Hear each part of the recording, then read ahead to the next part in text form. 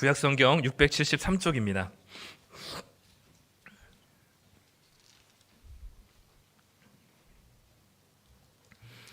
역대하 14장 9절부터 13절까지 말씀.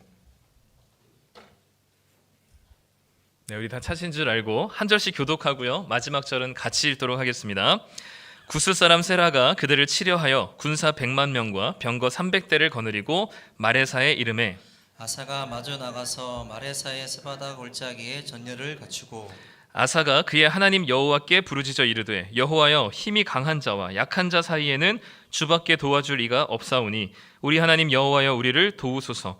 우리가 주를 의지하오며 주의 이름을 의탁하옵고 이 많은 무리를 치러 왔나이다. 여호와여 주는 우리 하나님이시오니 원하건대 사람이 주를 이기지 못하게 하옵소서 하였더니 여호와께서 구스 사람들을 아사와 유다 사람들 앞에서 치시니 구스 사람들이 도망하는지라. 아사와 그와 함께 읽겠습니다. 아사와 그와 함께한 백성이 구스 사람들을 추격하여 그날까지 이르매 이에 구스 사람들이 엎드러지고 살아남은 자가 없었으니 이는 여호와 앞에서와 그의 군대 앞에서 패망하였음이라. 노력한 물건이 매우 많았더라. 아멘. 네, 이번 예배에 나오시는 성도님들 그리고 또 추석이라서 고향을 방문하셨다가 교회에 오신 성도님들 환영하고 축복합니다. 네, 우리 추석의 연휴가 좀 상당히 긴데 또 어떤 계획을 가지고 계신지 모르겠습니다. 추석이 어떻게 좀 즐거우신가요? 네, 명절하면 좀 즐거우신가요? 네, 명절하면 즐겁죠. 일반적으로 즐거운데 네, 즐겁지 않으신 분들도 많이 계실 것 같습니다. 네, 가족을 만난다는 게 부담스럽고 또 우리 이 자리에 있는 결혼을 안 한 청년들, 취준생들 막 이런 거 보면 이제 또 너는 결혼 언제 하냐, 너 언제 취직할래? 저 사촌은 어쩌고저쩌고 이렇더라 이런 얘기들 이제 들으면 이제 짜증 나죠. 네, 돈을 또 100만 원씩 쥐어주면서 하면은 즐겁게 듣겠는데 그것도 아니기 때문에 또 이제 그냥 네, 마음에 부하만 오르고 가고 싶지 않습니다. 네, 어쨌든 네, 우리 추석인데 보통 이제 즐거운 추석이긴 한데요. 어제인가요 기사를 하나 보니까 추석날 그 늘어나는 게 한 가지 있대요. 교통량도 늘어나고 뭐 이것저것 늘어나긴 하지만 가정폭력 신고도 굉장히 많이 늘어난다고 합니다. 그러니까 어쨌든 명절 기간에 그동안 오랫동안 붙어 있지 않았던 가족들이 또 오랜 시간 같이 붙어 있다 보면 여러 가지 갈등들도 있고 또 형제들이 오랜만에 모이다 보면 또 그 안에서 섭섭한 이야기들 또 하나씩 꺼내다 보면 또 서로 주먹다짐을 하기도 하고 또 특히 아동학대 같은 경우들도 신고들이 많이 일어나는 구간이 이런 추석 명절 기간이라고도 하더라고요. 그래서 우리는 늘 우리의 즐거움과 함께 또 연약하고 또 도움이 필요한 손길들에 늘 관심을 가지시고 이 추석 명절들을 보내시면 좋겠습니다. 이런 것들을 보면 참 가족이 참 좋기도 하지만 원수 같기도 하고요. 차라리 없는 게 더 나을 것 같은 그런 가족 관계들도 종종 있는 것을 보게 됩니다. 오늘 우리가 읽은 짧은 본문인데 이 본문은 우리가 14장을 사실은 다 읽어야 되지만 시간 관계상 14장을 다 읽지 않은 아사라고 하는 한 사람의 이야기를 오늘 우리가 좀 살펴보려고 하는데 이 아사라고 하는 이 사람의 가정도 우리 아까 기사에 나왔던 것처럼 이렇게 차라리 없으면 좋았을 법한 그런 가정 안에서 살아갔었던 것 같아요. 옛날에 남유다라고 하는 나라가 있었습니다. 무슨 나라요? 남유다. 네, 그 남유다라는 왕의 나라에 아사라고 하는 이름의 왕자가 있었습니다. 어떤 이름의 왕자요? 아사가 아니라 아사. 아사라는 이름의 왕자가 있었는데 태어나 보니까 아버지가 왕이에요. 네, 우리 유초등부 또 청소년부, 청년부 여러분들 태어나 보니까 아버지가 삼성그룹 회장이에요. 어떠십니까? 네, 요즘 초등학생들한테도 이재용 회장이 굉장히 인기래요. 네, 그래서 다들 그 배경화면 어떤 친구는 이재용 회장 얼굴을 배경화면으로 해놓는 초등학교 친구들도 있다고 하더라고요. 그만큼 아는 거죠. 네, 이 사람이 나를 구원해줄 사람이구나 이걸 아는 겁니다. 태어나 보니까 왕이에요. 모든 걸 다 해줄 수 있는, 모든 것이 다 부럽지 않은, 먹고 싶은 거 다 먹고 하고 싶은 거 다 하고 제재가 없고 자기가 마음대로 부릴 수 있는 그런 지위에 있는 아들로 태어나게 된 겁니다. 얼마나 좋습니까? 그렇죠? 그런데 안타깝게도 이 아버지였던, 왕이었던 아버지의 아내가 자기 엄마만이 아니었어요. 알고 보니까 이 어머니라고 불러야 될 사람이 총 14명이었습니다. 그리고 배다른 형제죠. 배다른 형제가 22명이었습니다. 어머니가 14명이었고 배다른 형제가 22명이면 어떤 집안일까요? 이게 평안할까요? 행복할까요? 이런 가정이? 네, 해보질 않아가지고 우리 남성분들 그렇죠? 해봤으면 좋겠다 이런 생각도 드시기도 하시겠지만 우리 조선 시대나 이렇게 우리 역사들을 보면 왕 한 명에 여러 이제 그 여자들이 아내들이 있는 걸 보면 그 안에서 행복하고 편안하고 여자들끼리 잘 지내요? 그렇죠. 바람. 그 안에서 뭐가 제일 중요하냐면 누가 왕이 될 것인가잖아요. 그렇죠. 그래서 늘 이런 왕의 권력 아래에서 있었던 수많은 이런 배다른 형제들이 있는 가정에는 늘 이 권력 다툼이 일어나게 되죠. 그래서 이 치맛바람이라고 하는 소위 이 어머니, 이 왕비의 이 알력을 통해서 여러 신하들을 통해서 뒤에서 조정하면서 정적들을 제거하고 우리 아들이 내 아들이 왕이 되어야 된다는 생각을 가지고 끊임없이 정치질을 계속하는 게 우리가 알고 있었던 조선시대의 그런 모습들이기도 하고 그렇기 때문에 우리가 이 사실을 안다면 그러니까 이 아사라는 왕자의 가정에 배다른 형제 22명, 어머니 14명이라는 이 왕궁 생활을 우리가 생각한다면 그 왕궁 생활이 행복하고 평안하겠어요? 아니면 살얼음판 걷는 전쟁터와 같겠습니까? 전쟁터와 같겠죠. 근데 더 안타까운 건 뭐냐면 이 아사의 어머니가 일찍 죽습니다. 이 자기를 보호해 줄 수 있는 유일한 사람이 누구냐면 엄마예요. 여기서 이 왕궁에서도 어머니입니다. 어머니만이 자기를 위해서 자기를 지켜줄 수 있는 유일한 존재거든요. 왜냐하면 이 왕궁에서 왕이 되지 못하면 어떻게 돼야 돼요? 네, 바보처럼 살거나, 그러니까 왕이 내가 반역을 일으켜서 당신의 자리를 빼앗을 수 있는 능력이 안 됩니다라는 것을 늘 어필하고 보여주면서 살아야 돼, 바보같이. 안 그러면 어떻게 돼요? 숙청당하거나 멀리 귀향을 보내죠. 그러니까 이렇기 때문에 왕궁 생활은 왕이 되는 한 사람 제외하고는 모두가 다 피보는 상황이 이제 왕궁 생활이죠. 언제든지 죽어도 이상하지 않을 곳이 바로 왕궁 생활입니다. 그게 바로 어머니가 부재한 아사의 인생이었어요.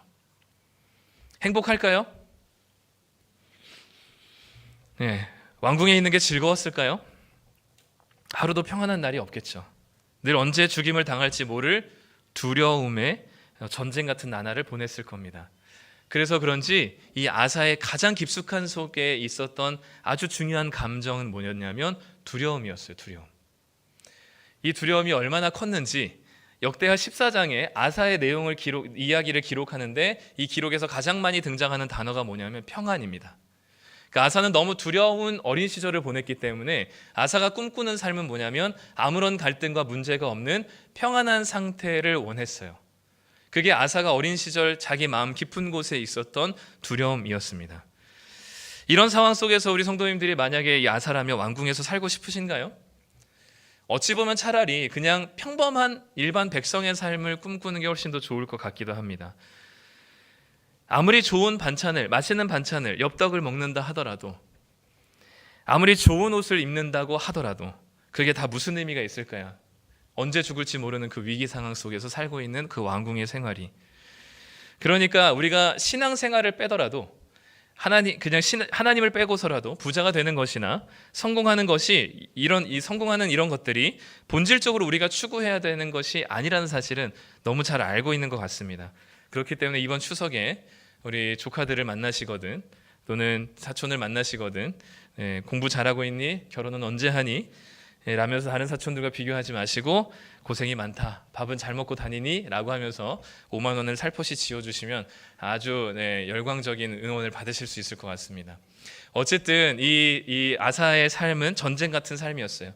늘 내가 살지 않으면 내가 죽어야만 하는 그런 피비린내 나는 그런 경쟁의 시스템 안에서 어머니 없이 홀로 지내야 됐었는데 다행히 이 아사라는 왕자의 삶에 한 도움의 손길이 뻗치게 되는데 그게 누구냐면 할머니였어요.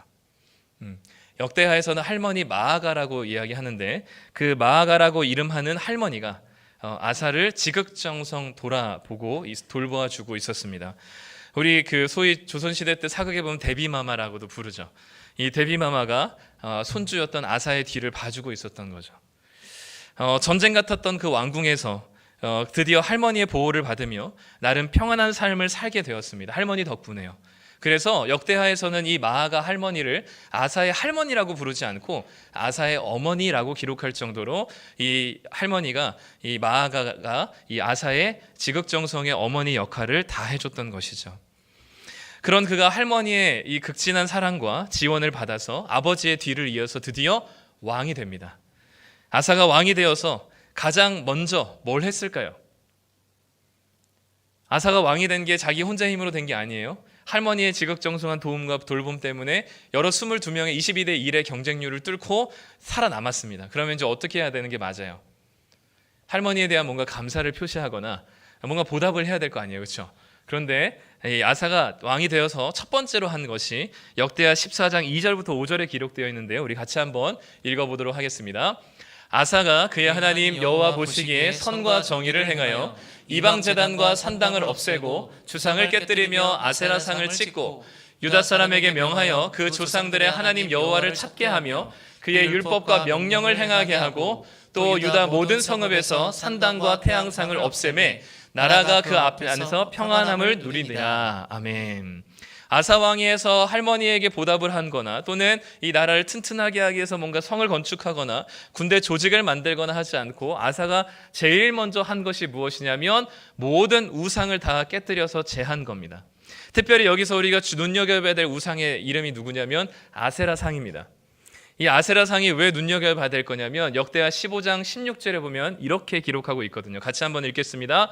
아사 왕의 어머니 마아가가 아세라의 가증한 목상을 만들었으므로 아사가 그의 태후의 자리를 패하고 그의 우상을 찢고 빻아 기드론 시내가에서 불살랐으니, 자, 이 아세라상을 누가 세운 거예요? 자신의 할머니 마아가가 세운 겁니다. 태후였던, 데비마마였던, 자신을 왕으로 세워주었던, 추대해줬던, 도와줬던, 그 경쟁과 죽음의 현실 속에서 자신에게 평안을 주었던 할머니가 세웠던 겁니다. 자, 이런 이해관계가 있다면 이 아세라상을 찍어 불태울 수 있을까? 아무리 하나님에 대한 열심과 신앙이 있더라도 우리 도움 조금만 받으면 다음에 그 사람이 부탁하면 우리 거절 못하잖아요. 사실 이거는 할 수 없는 일입니다. 해서도 안 되는 일이었어요. 왜냐하면 언제 이 태후가 자기를 노릴 수 있을지, 이 배신감에 사실 그냥 애매한 관계보다 사랑을 마음껏 주었다가 배신당한 그 관계가 훨씬 더 악독해지는 거 아시죠? 이 태후가 자기의 자리를 패하고 자기가 세웠던 아세라 목상을 부수는 이 과정들, 아사 왕은 왜 그랬을까요? 우리가 그 역사들을 우리가 좀 알지만, 조선시대 역사도 알지만, 이 그 데비마마가 이렇게 이 한 사람을 왕으로 세울 수 있었을 때까지는 영향력이 엄청나다는 것을 알 수 있죠. 그 영향력이 이런 경우들이 종종 있었습니다. 조선시대에도 명종을 대신해서 수렴청정을 했었던 문정왕후가 있었는데, 자기가 이 어린 아들을 대신해서 자기가 이제 그 실제로 그 주상만 앉을 수 있는 그 자리에 그 어전에 나가서 이 사람들 신하들에게 이것저것 지시했었던 사람이 바로 문정왕후였는데, 이런 것처럼 아사가 사실은 왕이 되었지만 실질적인 권한은 누구한테 있었냐면 할머니 마아가에게 있었어요. 그러니까 이 아세라 목상을 찢는 것, 그리고 이것을 제거하고 파괴하는 것은 결코 쉬운 일이 아니었습니다. 아마도 이 왕에게 얘기했겠죠. 데비한테 얘기했을 겁니다. 할머니, 이제 이 아세라 목상을 좀 찢고 우상을 다 우리 안에서 없애버려야 하나님께서 이 나라를 평안하게 하실 것입니다 라고 얘기했을 겁니다. 그때 아마도 할머니였던 마아가는 주상, 아세라 목상만큼은 아니 됩니다 라고 얘기했겠죠. 그럼에도 불구하고 아사 왕은 이 아세라 우상을 조각내고 땔감으로 불태워버렸죠. 그러니까 이거는 진짜 그냥 우상 숭배를 하지 않았던 것 이상의 아주 정치적인 자신의 목숨을 담보로 하고 이 일들을 다 감행한 것이죠. 할머니를 폐위시키고 그리고 아세라 목상을 없애버리고 그 모든 우상을 없애버렸던 이유가 뭐였냐면, 사실 이 왕궁 생활에서 그 두려움으로 가득한 아사를 나름 잘 살게 해줬던 것은 할머니였거든요. 그러나 아사는 자신이 왕궁에서 평안하게 지낼 수 있었던 것은 할머니가 아니라 하나님이었다는 사실을 알게 되었을 때, 물론 할머니의 은혜, 그 돌봄을 잊어버렸다는 얘기는 아니지만, 그거를 망각했다는 얘기는 아니지만, 할머니가 있음으로 이 나라가 우상숭배의 도가니로 빠지게 되는 이 르호보암 때부터 있었던 이 할아버지 때부터 있었던 이 3대까지 내려오는 이 우상을 제거할 수가 없었던 거죠. 할머니를 폐위시키지 않는다면. 결국 이 아사 왕은 자신의 두려움 안에서 진정한 평안은 어떤 사람으로부터 주어지는 게 아니라 하나님으로부터 주어진다는 사실을 알았기 때문에 감히 태후의 자리를 폐위시키고 아세라 목상을 부술 수 있었던 것 같습니다. 그렇게 모든 우상을 제거하고 하나님 말씀에 순종했던 아사 왕에게 하나님께서는 그 아사가 다스리는 나라를 평안하게 해주셨습니다. 그래서 아까도 얘기했지만 아사 왕의 이 기록에 제일 많이 나오는 게 뭐냐면 평안이었어요. 하나님을 찾으니 하나님께서 아사 왕과 그 나라에 평안을 주셨더라, 이런 얘기가 많습니다. 그러면서 아사가 아무것도 하지 않은 게 아닙니다. 우리가 소위 하나님께 다 맡긴다, 하나님께 기도한다 라고 하면 우리는 아무것도 안 하고 주구장창 24시간 기도만 하면 된다고 생각하는데, 하나님께 기도하고 맡기는 자는 누구보다도 충실하게 지금의 현실의 삶을 살아내는 자들이에요. 다윗이 그랬거든요. 다윗이 어떻게 골리앗을 무너뜨릴 수 있었을까요?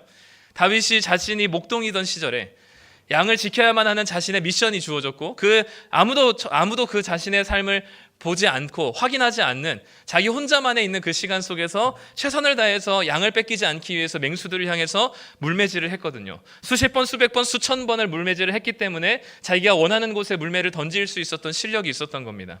그게 바로 골리앗과 맞서 싸울 때 하나님께서 그 다윗의 일상에서 최선을 다한 실력을 가지고 그 작은 돌멩이를 가지고 골리앗의 갑옷이 가리지 않는 그 이마를 정확하게 겨냥해서 맞출 수 있었던 겁니다. 그 작은 돌멩이 하나에 골리앗이 쓰러질 일은 없었겠지만 하나님께서는 다윗의 지금 최선을 다해 살아가는 삶을 통해서 하나님의 역사를 일으켜 주셨다는 거죠. 그렇기 때문에 아사 왕도 하나님께 기도만 하고 끝낸 게 아니라, 하나님을 찾기만 한 게 아니라 하나님께 기도한 이후에 그가 할 일을 최대한 하게 됩니다. 7절부터 나오는데요.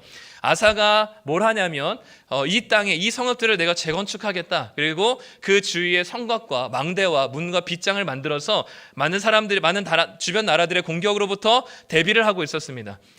무너진 성벽들을 다시 재건하고 성을 갖추죠. 이 평안한 시대에. 그리고 8절에 보면 그 군대를 조직하게 됩니다.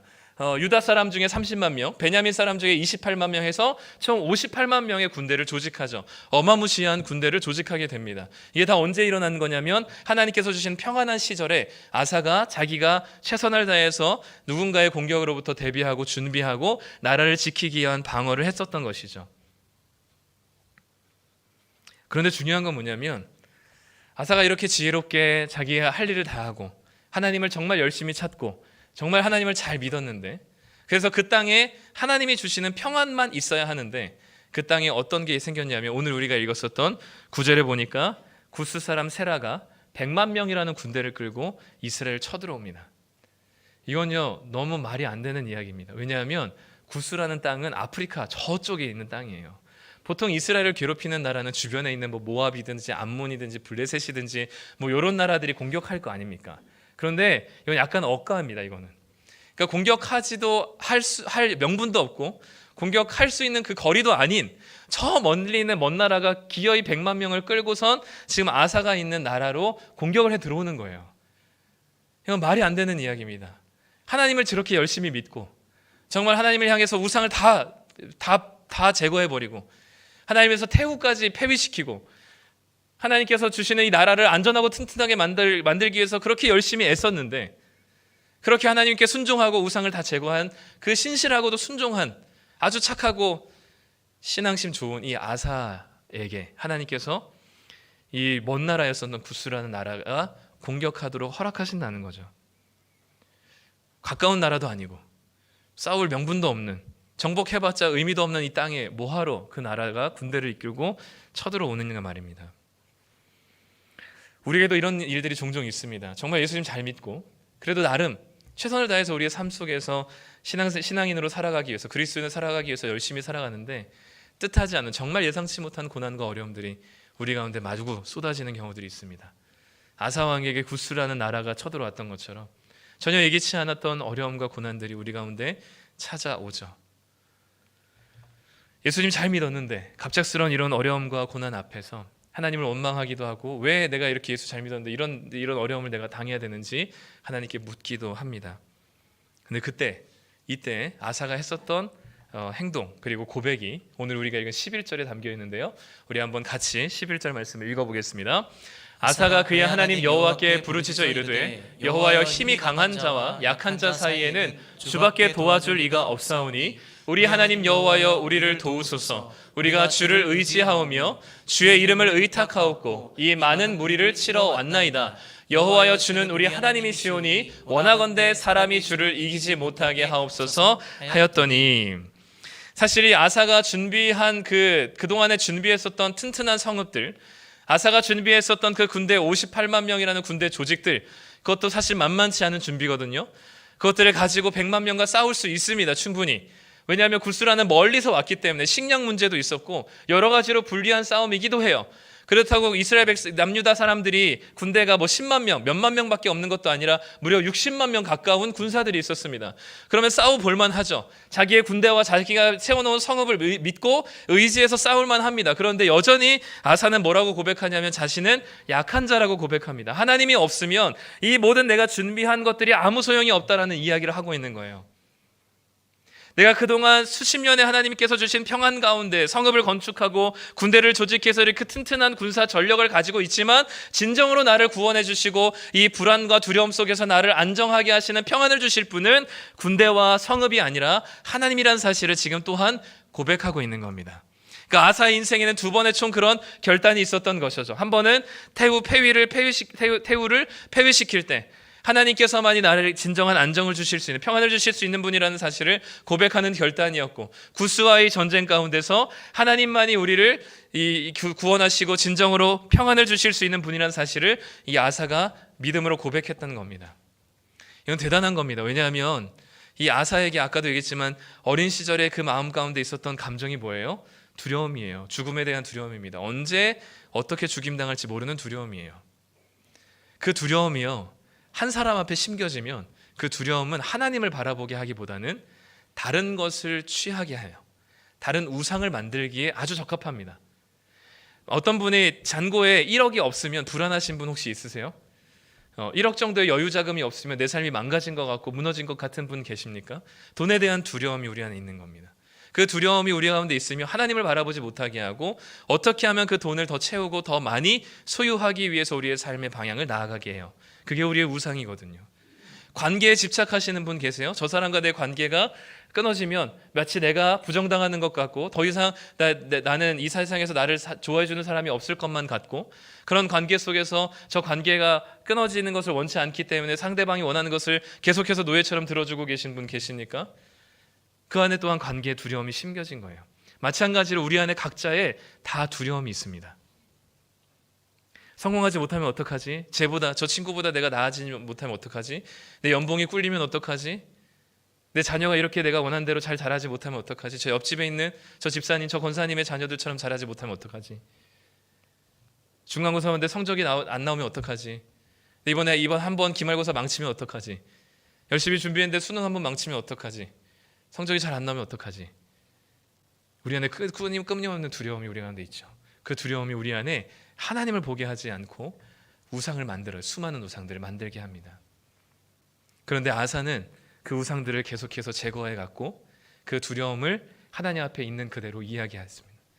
그리고 그 두려움을 진정으로 해소해 주실 분, 진짜 완벽하게 평안을 찾게 해주실 분은 하나님이시라는 것을 믿음으로 고백하며 우상을 제거하고, 그리고 이 전쟁 앞에서 자신이 쌓아놓은 군사 전력이 아닌 하나님을 찾아 하나님을 의지하며 나는 하나님이 없으면 연약한 자입니다. 이 강한 자와의 싸움에서 이길 수가 없습니다라는 믿음의 고백을 다 하게 된 것이죠. 그러니까 이 군사적인 준비가 필요 없다는 게 아니라요, 할머니의 도움이 필요 없다는 게 아닙니다. 할머니의 도움이 필요 없었다는 게 아닙니다. 이것이 도움이 필요하고 군사 전력도 갖춰야 되죠. 그런데 이것이 궁극적으로 우리의 마음의 두려움을 사라지게 하는 것은 아니라는 겁니다. 그게 중요한 거예요.